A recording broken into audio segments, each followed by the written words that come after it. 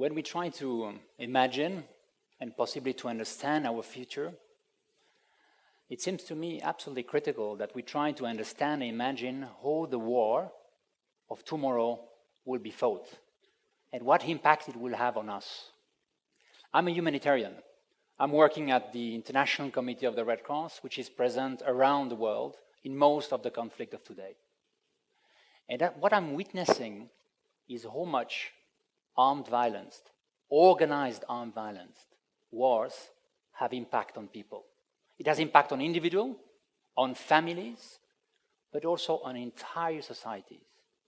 I've seen that in Yemen, in Palestine, in Congo. I've seen how much war can change the social fabric of a society, and sometimes very quickly.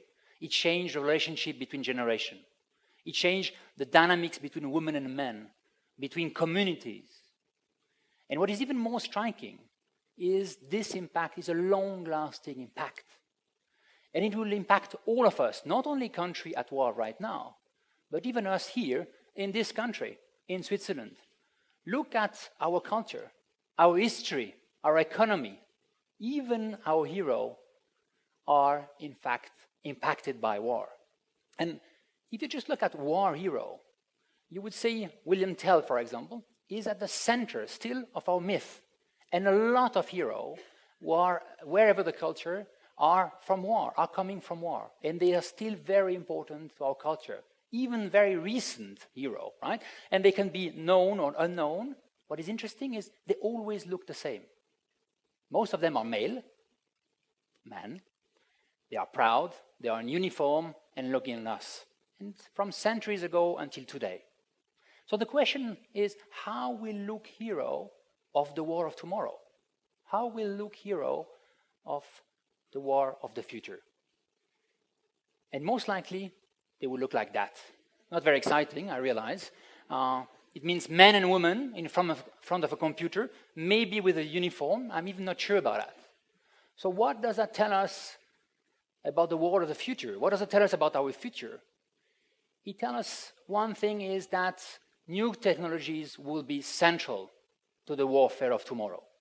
And that's not a surprise. We know that. It's central to all our life, but also to warfare.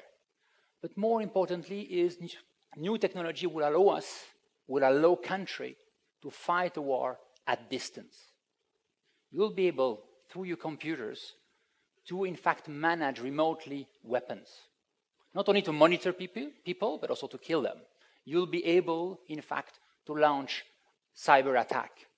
And what is more important, and this is where the revolution is coming, you'll be able to do that without sending your soldiers on the ground. And this is the difference.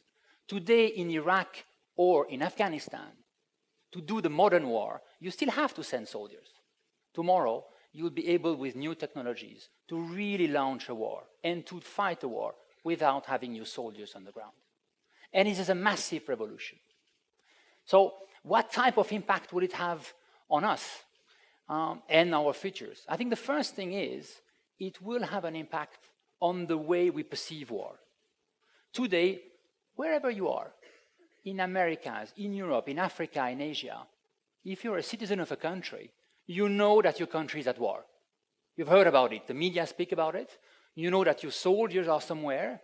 Sometimes they even come back to your country, wounded or killed. Your parliament, if you have a parliament, has discussed it.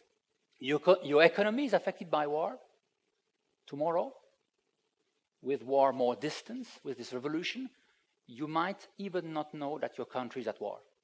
Tomorrow, as a citizen of a country, your country will launch maybe a cyber attack, a cyber war. You won't know it.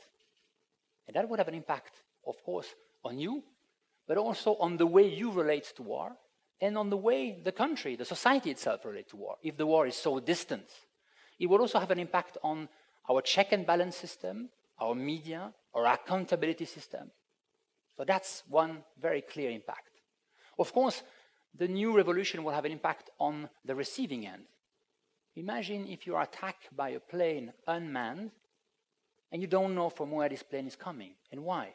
Imagine you're in a hospital and the power has been just shut down because of a cyber attack. You don't know from where it's coming. You don't know which country is attacking you. It will create more fears. It would create more tensions, more angers also. It will also affect, I think, what I would call emotional relation between us and so-called victims, or people affected by war. In all the wars, what I've seen always is that there are relationships between fighters and victims, but between also us and the country where the war is happening. And this relationship sometimes is not a very positive one, but it exists. Tomorrow, if the war is distant, virtual, the relationship will fade away. And possibly, we might feel even less responsible, even less accountable for the suffering of the people. So, where does that leave us? It would leave us with, first, one thing that we need to admit all together, is that the future of the war, the fact that war can be fought now at distance, without soldiers, this future is happening already today. It's happening in Pakistan, it's happening in Yemen, it's happening in Somalia, where drones, the unmanned plane, are used not only to monitor the situation, but also to attack people. We know also it is used in Iran and in other countries in the region where there are cyber attacks. Maybe not a war, but attack. So we know it's existing today. It's happening today. It's starting to shape our future. And it will oblige all of us to start to deal with this distance and the consequences of this distance. We, as humanitarians, will have to be much more committed to physically be close to where it's happening. We will have to be close to the war and the victims and the people affected. And we will have to take even more risk. And we hope you will support us, not only financially, but also with your engagement about taking more risk. Because as a humanitarian, we will have, even if we will be alone, we will have to maintain these human connections to where the war is happening. And maybe as a humanitarian, and all of us here, we will have also to embrace complexity. When war is happening, and that's my experience, maybe it's also yours, it's never about black and white. It's very rarely about good and bad guy. And we need to be able to embrace this complexity, even more so when the war will be distant, more virtual, where it will be so difficult to know and to see things. And maybe to help us to start to deal with complexity, we need maybe to challenge from the outset the very mere notions of victims. We need to accept that victims are not just powerless people, powerless child and woman, always the way we portray them, that they are part of the problems, yes, but also part of the solution, that maybe victims could be victims, but at the same time perpetrator. Maybe victims make some choice that are not ours. We would like this lady to be maybe a Red Cross volunteer. She chose to be a warrior. That's her choice. And it's important that we capture that if we want to understand complexity.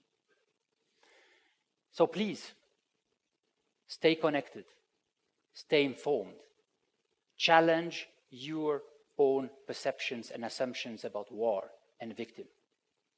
Because the war of the future, the war of tomorrow, are shaping our future now. Because the war of tomorrow will also be fought on your behalf, whatever side you are. Because the war of tomorrow will also be your wars. So please, think about that. Thank you.